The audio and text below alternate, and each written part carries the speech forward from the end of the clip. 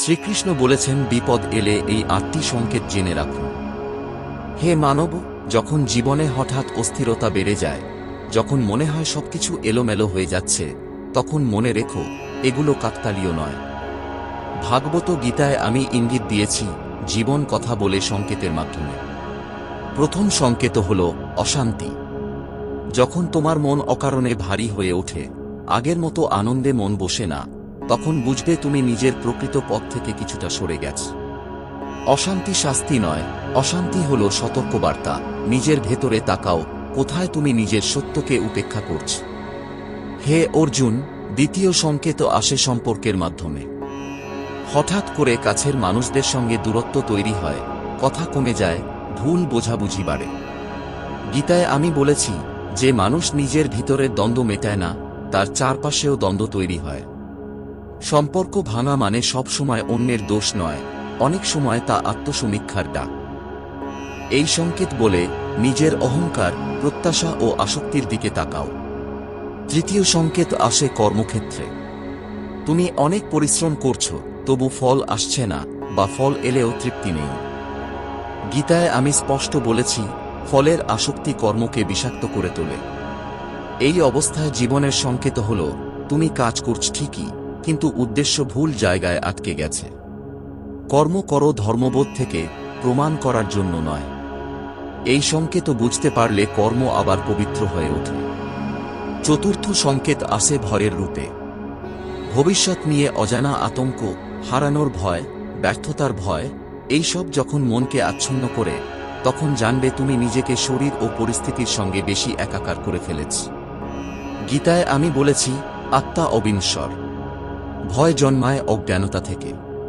এই সংকেত তোমাকে স্মরণ করাতে আসে, তুমি পরিস্থিতি নও, তুমি তার চেয়েও বড়। পঞ্চম সংকেত আসে একাকিত্বের অনুভূতি নিয়ে। চারপাশে মানুষ থাকলেও মনে হয় কেউ বুঝছে না। এই একাকিত্ব প্রকৃতপক্ষে শূন্যতা নয়, এটি গভীরতার ডাক। গীতায় আমি বলেছি, যখন মানুষ বাহিরের কোলাহল থেকে সরে আসে, তখনই আত্মার সঙ্গে প্রথম সত্যিকারের সাক্ষাৎ ঘটে। এই সংকেত বলে, নিজের সঙ্গে সময় কাটাও, নীরবতাকে ভয় পেও না। ষষ্ঠ সংকেত আসে বারবার একই সমস্যার পুনরাবৃত্তি দিয়ে। তুমি ভাবো, এই কষ্টটা আগেও এসেছিল, আবার কেন এলো? গীতায় আমি ইঙ্গিত দিয়েছি, যতক্ষণ শিক্ষা গ্রহণ না হবে, ততক্ষণ পাঠ শেষ হবে না। জীবনের এই সংকেত বলে, তুমি হয়তো পরিস্থিতি বদলাতে চাচ্ছ, কিন্তু দৃষ্টিভঙ্গি বদলাচ্ছ না। পরিবর্তন ভেতর থেকে শুরু না হলে বাইরের সমস্যা ঘুরে ফিরে আসে। সপ্তম সংকেত আসে আকস্মিক থেমে যাওয়ার মাধ্যমে। পরিকল্পনা ছিল, গতি ছিল, হঠাৎ সব যেন আটকে গেল। গীতায় আমি বলেছি, প্রকৃতি নিজের নিয়মে চলে। সব থেমে যাওয়া ক্ষতি নয়, অনেক সময় তা রক্ষা। এই সংকেত তোমাকে বলে, একটু থামো, দৌড় বন্ধ করো, পথ ঠিক আছে কিনা দেখো। সব এগোনো আশীর্বাদ নয়, কিছু থেমে যাওয়াও আশীর্বাদ। অষ্টম ও শেষ সংকেত আসে অন্তরের প্রশ্নের মাধ্যমে। হঠাৎ মনে প্রশ্ন জাগে, আমি কে? আমি কেন করছি? এর মানে কি? গীতায় আমি বলেছি, এই প্রশ্ন জাগা মানেই মানুষ জাগতে শুরু করেছে। এই সংকেতই সবচেয়ে পবিত্র, কারণ এখান থেকেই আত্মজ্ঞান শুরু হয়। যে এই প্রশ্নকে চাপা দেয়, সে আবার অন্ধকারে ফিরে যায়, আর যে এই প্রশ্নকে সম্মান করে, সে ধীরে ধীরে মুক্তির পথে হাঁটে। হে মানব, এই 8টি সংকেত কোনো ভয় দেখানোর জন্য নয়। এগুলো তোমাকে ভাঙতে আসে না, এগুলো তোমাকে জাগাতে আসে। জীবন কখনো তোমার শত্রু নয়। আমি গীতায় বলেছি, আমি সর্বদা তোমার কল্যাণই চাই। তুমি যদি এই সংকেতগুলো বুঝতে শেখো, তবে কষ্ট তোমার শিক্ষক হয়ে উঠবে। হে মানব, তুমি যখন জীবনের সংকেতগুলো বুঝতে শুরু করো, তখন তোমার ভিতরে একটি পরিবর্তন আসে। আগে তুমি প্রশ্ন করতে, আমার সঙ্গে এমন কেন হচ্ছে? এখন তুমি প্রশ্ন করো, এই ঘটনার মাধ্যমে আমাকে কি শেখানো হচ্ছে? গীতায় আমি বলেছি, জ্ঞান তখনই জন্মায় যখন অভিযোগ থেমে যায়। এই পরিবর্তনই দ্বিতীয় পাঠের সূচনা। জীবন তখন আর শত্রু মনে হয় না, জীবন তখন গুরু হয়ে ওঠে। অনেক সময় তুমি দেখবে, যেটা তুমি সবচেয়ে বেশি চেয়েছিলে, সেটাই বারবার পিছিয়ে যাচ্ছে। গীতার ভাষায় এটি কোনো অস্বীকার নয়, এটি প্রস্তুতির সংকেত। আমি বলেছি, অপরিণত হাতে আশীর্বাদ দিলে তা অভিশাপ হয়ে যায়। যা দেরিতে আসে তা অনেক সময় তোমাকে ভাঙার জন্য নয়, তোমাকে শক্ত করার জন্য অপেক্ষা করে। এই সংকেত বোঝায় তুমি এখনো প্রস্তুত হচ্ছ, হতাশ হজো না। হে অর্জুন, জীবনে এমন সময় আসে যখন পুরনো বিশ্বাস ভেঙে পড়ে। যা একদিন ঠিক মনে হয়েছিল হঠাৎ ভুল মনে হয়। এই ভাঙন অনেককে ভয় দেখায়, কিন্তু গীতায় আমি বলেছি মিথ্যা স্থিতি ভাঙা মানেই সত্যের দিকে যাত্রা শুরু। এই সংকেত জানায় তুমি আর অন্ধভাবে বাঁচছ না, তুমি সচেতন হচ্ছ।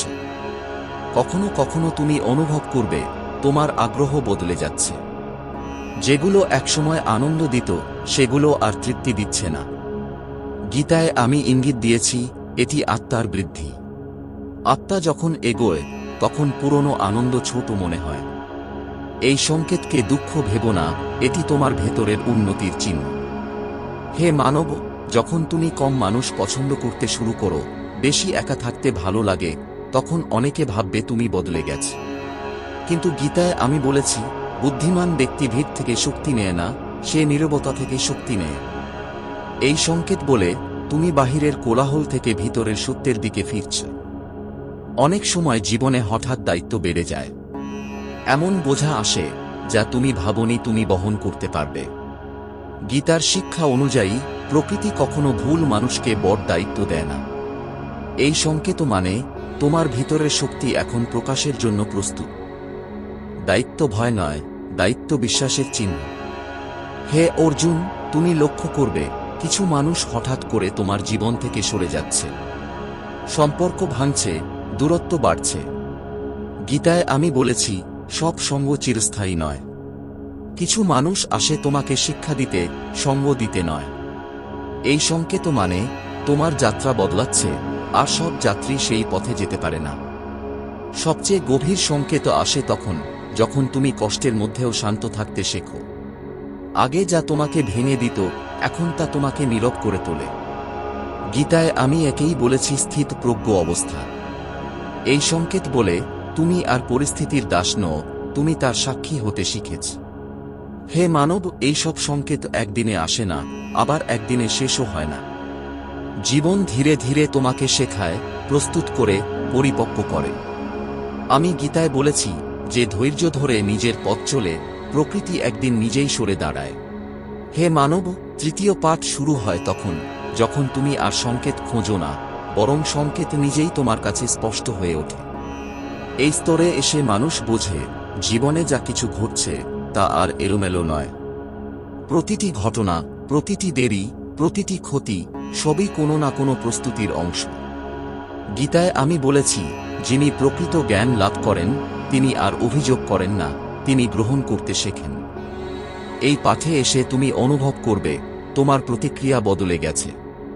আগে যা তোমাকে উত্তেজিত করত এখন তা তোমাকে স্থির রাখে। আগে যেখানে তুমি প্রশ্ন তুলতে এখন সেখানে তুমি নীরব থাকো। গীতায় একে বলা হয়েছে স্থিতপ্রজ্ঞের লক্ষণ। এই সংকেত জানায় তুমি আর ঘটনায় হারিয়ে যাচ্ছ না, তুমি তার ঊর্ধ্বে উঠে দাঁড়াতে শিখছ। হে অর্জুন, তৃতীয় পাঠে জীবনের প্রতি তোমার দৃষ্টিভঙ্গি বদলে যায়। তুমি আর শুধু পাওয়া না পাওয়ার হিসাব রাখো না, তুমি দেখতে শেখো কোনো অভিজ্ঞতা তোমাকে কি বানাচ্ছে। আমি গীতায় বলেছি যে মানুষ অভিজ্ঞতাকে শিক্ষক বানায় তার জীবনে কিছুই বৃথা যায় না।